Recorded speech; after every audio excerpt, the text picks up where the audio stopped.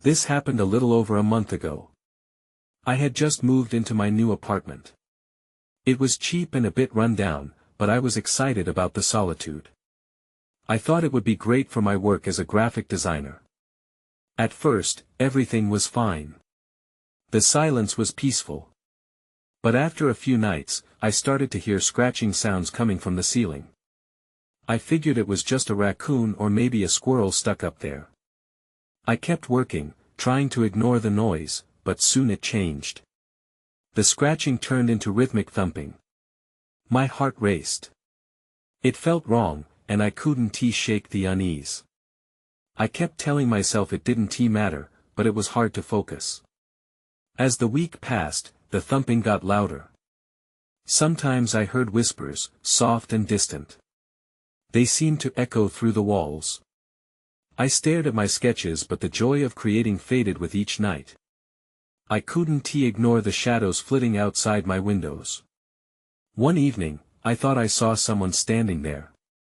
I rushed to check, but no one was outside.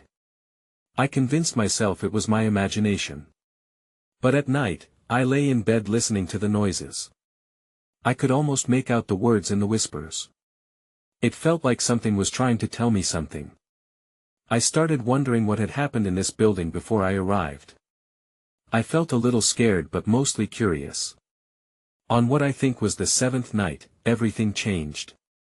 I was in my living room, working late, when I heard a loud crash. I froze, my heart pounding. I tiptoed to the living room. As I entered, I found my laptop on the floor, the screen cracked. A chill ran down my spine. In the corner, I saw a figure, barely lit by the lamp. "Hello?" I called out. My voice shook. No answer. The silence felt heavy. The shadows in the room seemed to dance around me, and my instincts told me to run. But where could I go? I didn't want to leave, even though fear gripped me tight. Then I heard the laughter again. It was right behind me. I whipped around but saw nothing. The darkness felt thick, and it was like shadows closed in all around me. I wanted to scream, but my voice got stuck. I could only hear my breath echoing off the walls. Suddenly, a soft voice whispered, "You're exactly where you need to be." My heart slammed in my chest as I spun around. But there was only darkness. I didn't understand what it meant or who was there. Maybe it was all in my head, but I couldn't shake the feeling that something was wrong in this place. I still think about it sometimes. I don't know how much longer I can stay here. I barely slept that night. I lay in my bed, staring at the ceiling. Every creak of the old building made me jump. I convinced myself I must have imagined it all, the laughter, the figure. But it felt too real. The next morning, I needed answers. I decided to brave the outside world and talk to my neighbor, the only person I knew in this building. I knocked on the door next to mine, heart racing. After a moment, a woman in her 50s opened up. Her eyes were tired, as if she hadn't slept well in ages. I introduced myself, trying to sound casual. "I just moved in. Do you hear strange sounds at night?" She hesitated, her expression shifting. "Strange? What do you mean? Like scratching or thumping?" I pressed, needing to know if I wasn't alone in this. Her brows furrowed. "I thought I only heard things when the walls creak. It's an old building, you know. Maybe it's just the wind." I wanted to push her for more, but she seemed closed off. I thanked her and stepped back, still feeling uneasy. As I went back to my apartment, the thumping echoed in my mind. It had felt like a warning, but from what? Later that evening, I tried to focus on my design work. I had a deadline approaching and didn't want to think about the noises. Somehow, I managed to drown out the world, focusing on my screen. But the moment darkness fell, the sounds returned. This time, the thumping was faster. It seemed to pulse like a heartbeat. I froze, feeling the air thickening all around me. My fingers hovered above the keyboard. I silently listened, hoping it would stop. Instead, I heard a knock. It came from the ceiling. "What the hell?" I whispered. I stood from my chair, my pulse racing. It felt like the entire place was alive, pulsating with energy. I grabbed a broom and pointed it towards the ceiling, feeling silly but desperate. "If there is something up there, you need to stop." For a moment, silence filled the room. Then a chilling voice broke through, low and rasping, "Let me out." My heart sank. The voice felt like it came from inside me, kneading my fears into something tangible. I dropped the broom and stumbled back, adrenaline flooding my system. I slammed my eyes shut, willing myself to wake up from this nightmare, but the voice returned, louder now. "I can help you." I gasped, feeling the twist of madness creeping in. Who was this? Was I losing it? I opened my eyes, and everything was dark. I couldn't even see the outline of the furniture. I rushed to flick the lights on, and just then, the lamp flickered back to life, illuminating everything. But something on my desk caught my eye, a notebook I'd never seen before. It was old and tattered, the edges yellowed. I took a step closer, curiosity battling with dread. That's when I noticed writing on the first page, scrawled in a frantic hand. "They're here. Beware the whispers, they know your name." My breath caught in my throat. I wanted to scream, but no sound came out. I felt the walls close in around me, the whispers weaving through the air again, soft and sinister. This time, I didn't want to figure out why I was here. I needed to escape. But before I could move, the lights flickered again, plunging me into darkness. I heard the figure moving closer, and I realized someone wasn't letting me leave. I gasped, pressing my back against the cold wall, the shadows stretching out like fingers reaching for me. I didn't know if I could move, but I had to. The voice persisted, growing more urgent with every heartbeat. "Let me out. Let me help you." The whispers intensified, overlapping like a cacophony in my mind. I squeezed my eyes shut again, wishing it would just stop. Then I felt a tap on my shoulder. I spun around, but no one was there. I fought the rising panic. This had to be a trick of the mind, a hallucination brought on by stress and fatigue. Still, my breathing quickened as I turned back to the room, desperately seeking some kind of escape. That's when I noticed the notebook again. It seemed to pulse with a life of its own, beckoning me closer. With shaking hands, I reached for it. The pages turned easily under my fingers, filled with more frantic scrawls and sketches that made little sense. One drawing in particular caught my eye, a crude depiction of a monster with hollow eyes and a wide mouth, just like the figure I had seen in my corner. I flipped to the last page, and my heart stopped. There, hastily written, were the names of former tenants of the building, crossed out one by one. My name was not among them, but underneath it, there were two more words: "Next victim." A chill gripped my spine. Who had written this? Had they faced the same terrors that I was now? I could feel the whispers cresting again, a shivering tide of dread that filled the room and seeped into my bones. Then a loud crash echoed from somewhere deeper in the apartment, a sound like glass shattering. My heart raced wildly as I looked toward the source. Ignoring the panic bubbling inside me, I grabbed the notebook and tensed, ready to confront whatever was darkening my threshold. I moved cautiously through the dimly lit space, each step feeling like an eternity. The living room was empty, but the kitchen door swung ajar, as if inviting me in. Someone had been there, I was sure of it. With my breath held tight in my throat, I pushed the door open. The sight made my stomach drop, a dark smudge on the hardwood floor, glistening under the light. As I stepped closer, I realized that it was shattered glass, but not just any glass. It was a frame, my own photo, the one I had hung just the day before. I swallowed hard, my body tensing at the primal instinct to flee. But my feet felt nailed to the ground. I had to know. Before I could think about the danger, I leaned down to inspect it closer, trying to understand what had happened. That's when I heard it again, the voice, now a hiss. You shouldn't have come here. I straightened up, breath quickening as I searched the dark corners.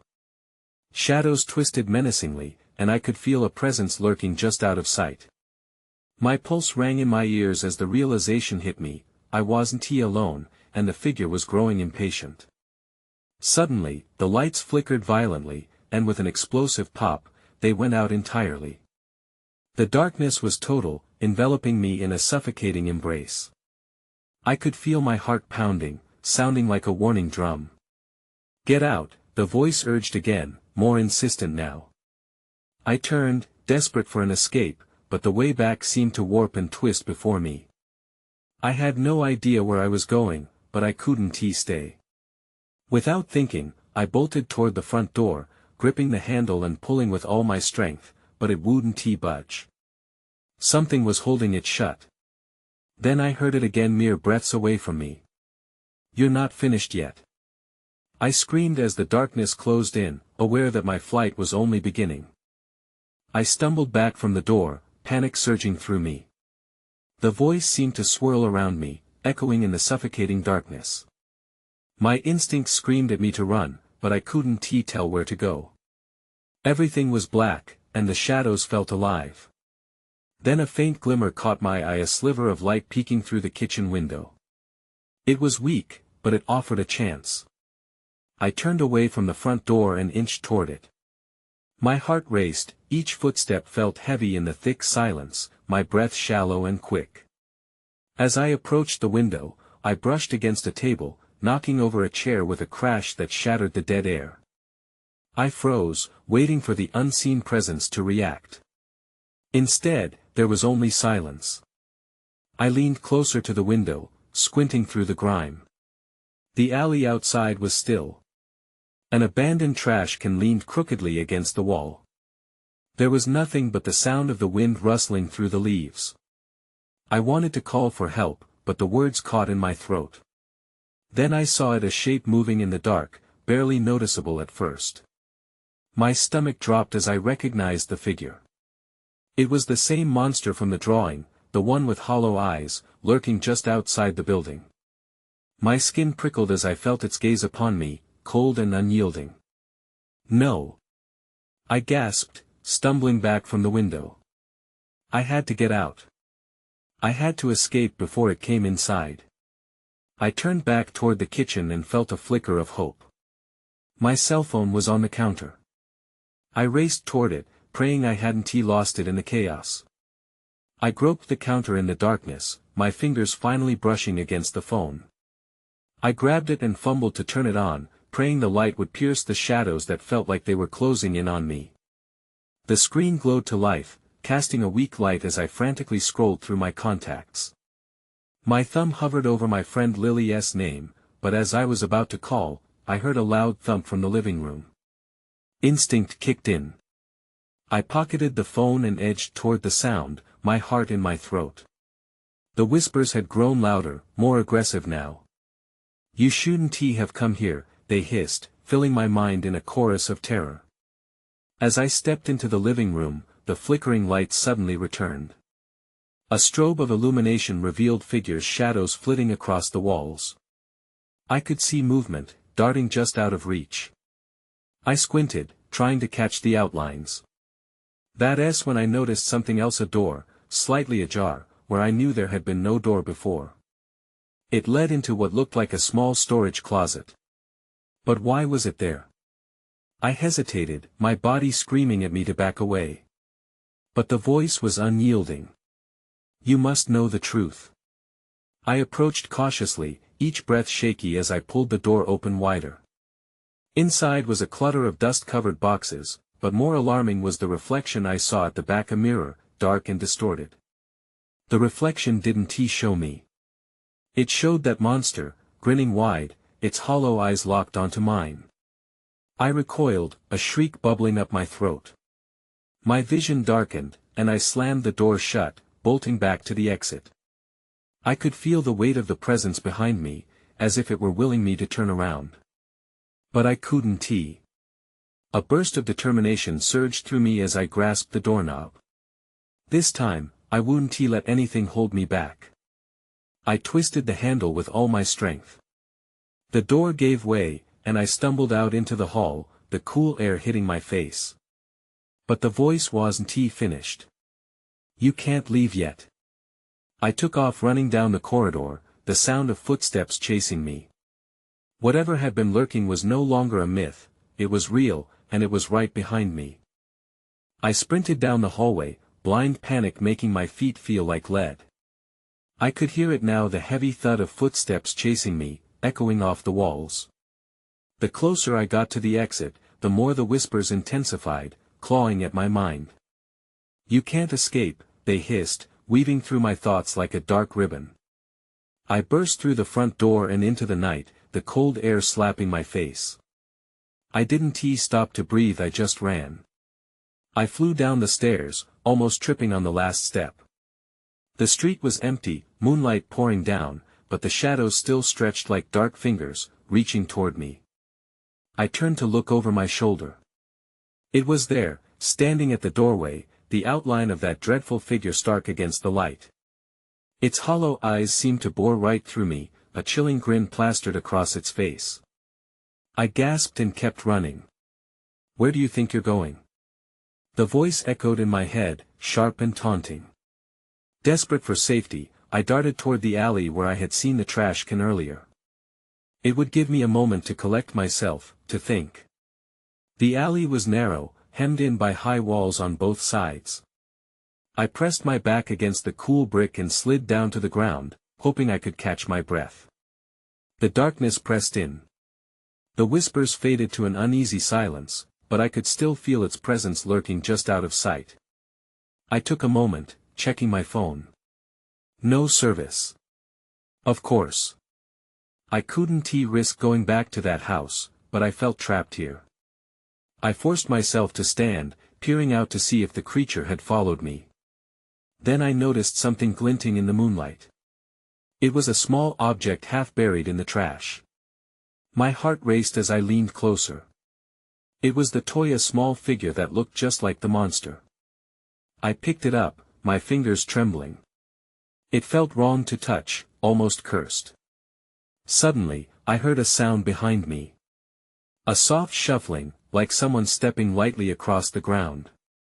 I turned sharply, glaring into the darkness, half expecting to see that sinister grin again. Instead, it was a figure cloaked in shadows, standing still, watching me. "Help!" I yelled, my voice cracking. "Please, help me." The figure stepped forward, and my stomach twisted. It wasn't human. The shape was twisted and misformed, much like the monster I had seen in the house.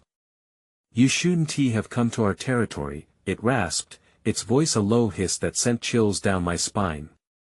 I backed away, gripping the toy tightly in my hand. "Get away from me!" I shouted, but the figure only tilted its head, the hollow eyes reflecting the light eerily. That's when I felt a tremor beneath my feet. The ground began to shake, dust and debris falling around me.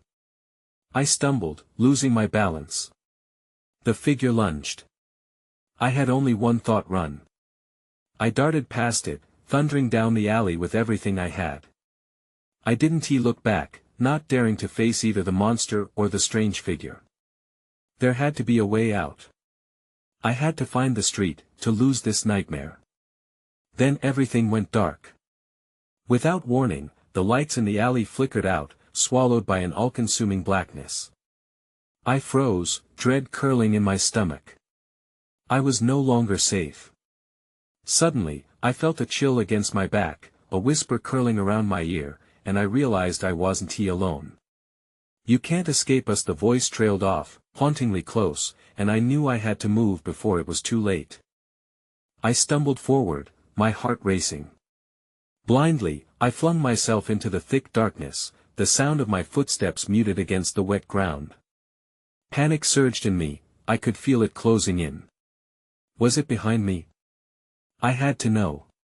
"I'm not afraid of you," I shouted, but my voice shook. I tried to gather my courage, forcing each breath to steady. The alley was suffocating. My fingers brushed against the damp wall as I moved, trying to find a way out. Then I saw a faint light ahead. I could barely make out the end of the alley, a tiny gleam that seemed to promise safety. I dashed toward it, each step fueled by despair. Anything was better than staying in the suffocating darkness. As I reached the end, I was met with an old gate. It creaked despite the effort I put into pushing it. I barely had a moment to breathe before rushing through, stumbling into a yard abandoned long ago. Overgrown weeds swayed in the moonlight, casting grotesque shadows that danced along the ground. I paused, trying to catch my breath. The whispers had returned, swirling around me like a sinister breeze. "This is no sanctuary," they whispered, their tones sharp and mocking. "Shut up." I shouted again, feeling ridiculous, but I couldn't help it. This place felt wrong, like a trap. I glanced around, looking for any way to escape this nightmarish turn of events. That's when I noticed something glinting in the grass. I moved toward it, curious despite the gnawing fear in my gut. It was a small locket, its surface tarnished but oddly intact. I knelt down, blood pounding in my ears. I could feel the weight of its history as I opened it. Inside was a picture of a smiling couple, their faces eerily familiar. "What the?" I gasped as a hand gripped my shoulder, and I spun around. A girl stood there, maybe a year or two older than me. Her hair was wild, and her eyes were wide with something akin to madness. "You shouldn't have come here." She stepped closer, and I could see the dirt smeared across her face. "They're watching. They know you're here." "Who? Who's watching?" I demanded, my voice a mix of anger and fear. Her face twisted as if she had heard something I could not. "The grinners," she hissed. "They're drawn to fear. You've brought it with you." I shook my head, my pulse hammering. "I don't understand." She pointed toward the shadows, her hand trembling. "They'll find you. You need to leave. Now." Panic set in again, clawing at my chest.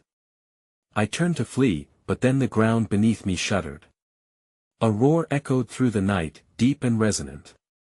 I could feel trembling beneath my feet, the world swaying. Before I could react, a figure materialized in the shadows, a grotesque form with the same twisted features as the toy I had found. It stepped forward, grinning wider than any human could. "Time to play," it crooned, its voice dripping with malice. The girl screamed, but I didn't wait.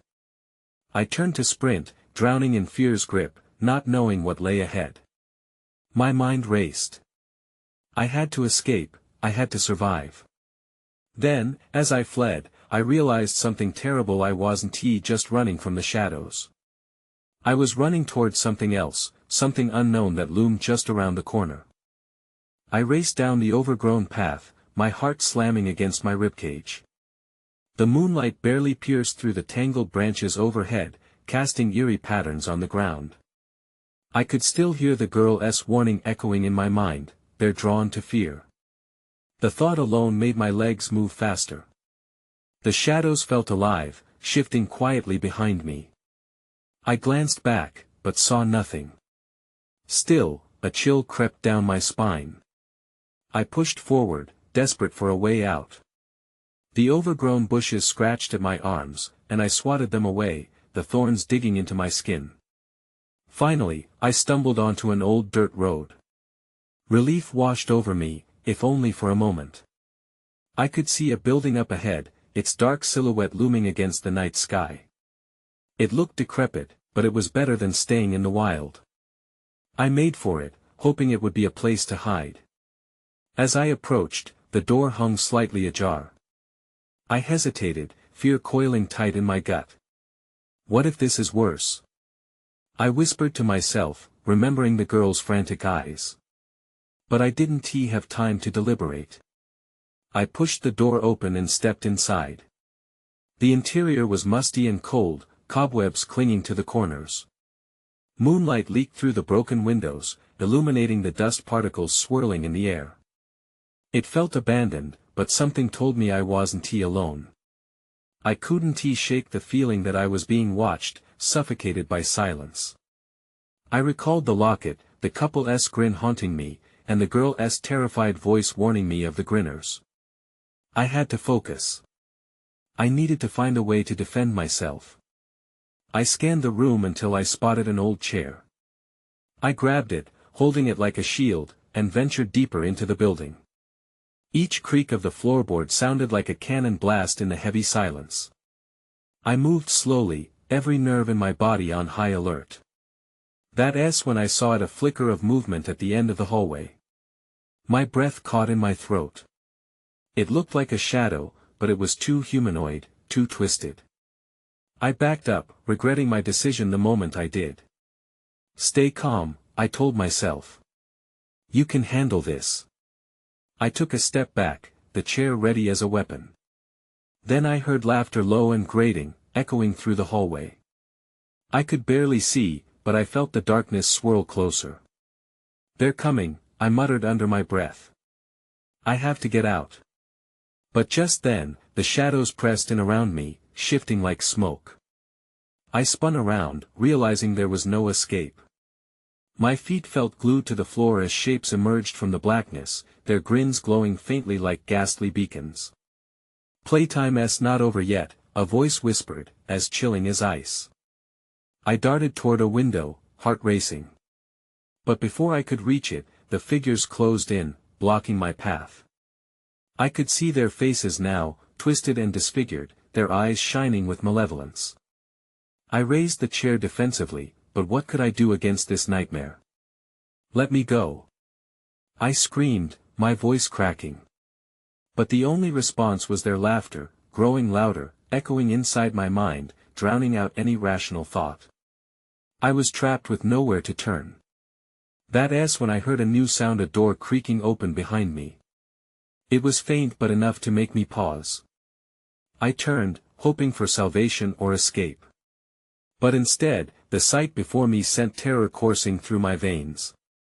Another girl emerged from the shadows, her eyes wild and frantic. You should be never opened that door. She shouted, her voice desperate. Instinct kicked in and I bolted toward her. Whatever was behind me was closing in, and I couldn't waste another second. As I dashed past her, I barely heard the whispered warning, we're all in danger here. They know we're scared. The door shut behind us, but I knew the grinners would be right behind. I could still hear the laughter growing closer as I followed her into the unknown. The hallway stretched before us, dark and cramped. My eyes adjusted to the dimness, but it didn't help ease the fear gripping my heart. The girl led the way, moving quickly, her bare feet silent against the wooden floor. I stumbled behind her, chair still clutched tightly in my hands. Where do we go? I whispered, urgency bleeding into my voice. Anywhere but here, she said, glancing back at me. Her eyes were wide, a wild look that made me question how long she had been trapped in this nightmare. We turned a corner, and she shoved open a door that led to a small storage room. It smelled of mold and old wood, and I felt a twinge of disgust. Still, I followed her inside. She shut the door behind us, sealing out the whispers of laughter, for now. What are they? I asked, my voice barely a murmur. What are the grinners? They feed on fear, she replied, trembling slightly. If they sense it, they're drawn to you even more. You have to stay calm. Easier said than done, I muttered. Outside, I could still hear that haunting laughter, the awareness seeping through the cracks in the door. I've been here for weeks, she said, rubbing her arms as if to ward off the chill. They will find us. They always do. Panic rose in my chest. I didn't want to hear more about them. But how do we escape? There has to be a way. She bit her lip and looked down. There's a window. But it's high up, we might have to climb. My heart sank. I looked around the cramped room, spotting some old crates stacked against the wall. Let us use those. As we raced toward the crates, the laughter echoed louder, suddenly too close for comfort. I could feel my skin crawling. The shadows rippled outside the door, and my instincts screamed that it was time to move. We climbed onto the crates, and she reached for the window. I hoisted myself up behind her, my hands shaking from the effort and fear. Just as she managed to get the window open, a loud bang shook the door. "Quick!" she cried, scrambling through the gap. I pushed myself up, my heart racing. Fear clawed at me, but I pushed it back. I had to get out. I squeezed through the opening, the rough edges of the window scraping my skin. Out of the corner of my eye, I saw movement in the room behind me. The door splintered open. I dropped down to the ground, landing hard on the other side. Gripping my chair as a makeshift weapon, I spun to face the window. The girl was already crouched down, breathing heavily. I wanted to run, to put distance between us and whatever was coming, but I couldn't abandon her. "Let us go. Now," I urged. But just as we turned, a shadow lunged toward us from the broken door, its twisted face grinning wide, eyes gleaming with hunger. The grinner had found us. "Run!" I yelled, grabbing her hand. We bolted down the overgrown path, running from the only thing I could think of, survival. That's when everything went dark. When I came to, I found myself lying on the ground. My head throbbed, and for a moment, I was disoriented. The girl was gone. Panic surged again. I shot up, my heart racing. "Where are you?" I called out, my voice echoing in the air. There was no answer. I stood up, scanning my surroundings. The trees loomed over me, their branches reaching like skeletal fingers. The sky was a dull gray, as if the world itself was holding its breath. I was in the middle of a dense thicket, far from the building. The path we had been on was lost in the undergrowth. "Please, come back!" I shouted, but only silence greeted me. I moved forward cautiously, the rustling leaves underfoot branch and crumple. I didn't want to make noise, but there was no choice. Every moment felt like it could be my last. Suddenly, I heard a faint sound, like distant laughter. A chill ran down my spine. My instincts screamed at me to turn back, but I pressed on. I had to find her. I had to find a way out. As I stumbled deeper into the gloom, I caught a flash of something moving behind the trees. My heart leaped into my throat. It was a figure, crouched low. A grinner. I didn't know. I felt the knot in my gut twist tighter. "Is that you?" I called hesitantly. No response, just the sound of laughter again, this time closer. I stepped backward, wanting to escape that noise, that feeling of dread creeping in. I turned, ready to run, but then I froze. A shape loomed behind me, tall and shadowy. It was a grinner, its smile wider than before, stretching impossibly across its face. I backed away slowly, trying not to make any sudden movements. It tilted its head, its expression unsettlingly curious, as if I was a puzzle it wanted to decipher. Then, before I could react, it lunged toward me. I sprinted blindly through the trees, branches scratching my arms and face. I had to keep moving. I was not going to be their next meal. Then I broke through the thicket and into a clearing. I nearly fell as my foot caught on something. I stumbled, sprawling onto the ground. I glanced back, expecting to see the grinner, but it was gone. Breathing hard, I took stock of my surroundings. The clearing was littered with broken furniture, including chairs just like the one I had held onto earlier. Shakily, I stood and brushed dirt from my clothes. I needed to think. What now?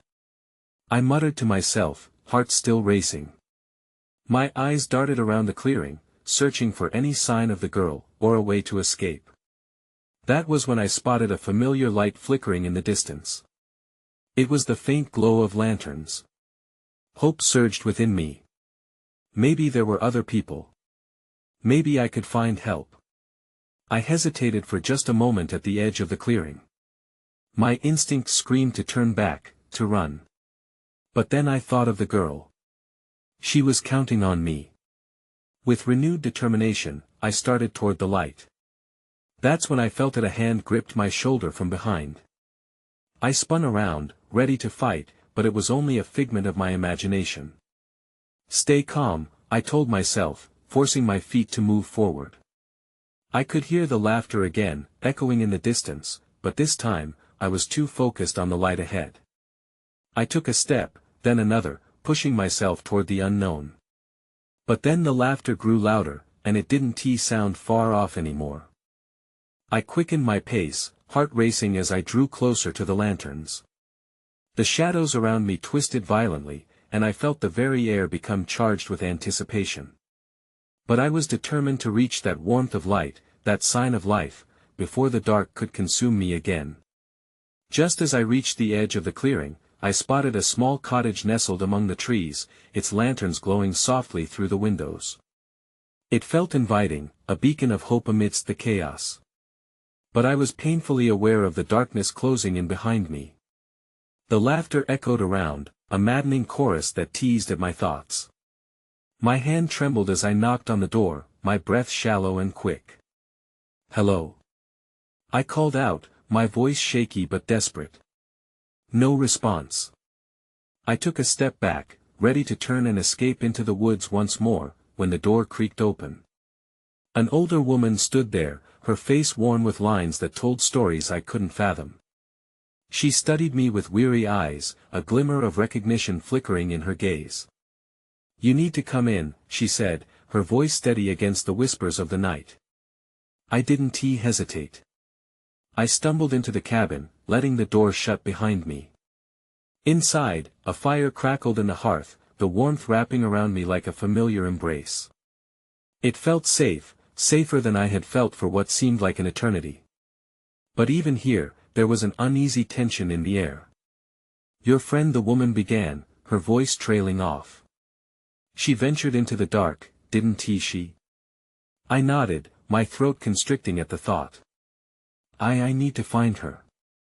"We were together when it's not safe out there," she interrupted, eyes darting toward the window. I could feel the looming presence of the shadows, the grinners lurking just beyond the threshold. They'll come. They're drawn to fear, especially when it's fresh. I felt a chill run down my spine. "What do we do?" I asked, desperation creeping back in. "We have to confront them," she said, surprisingly calm. "You must understand the truth of this place, the darkness and light intertwined."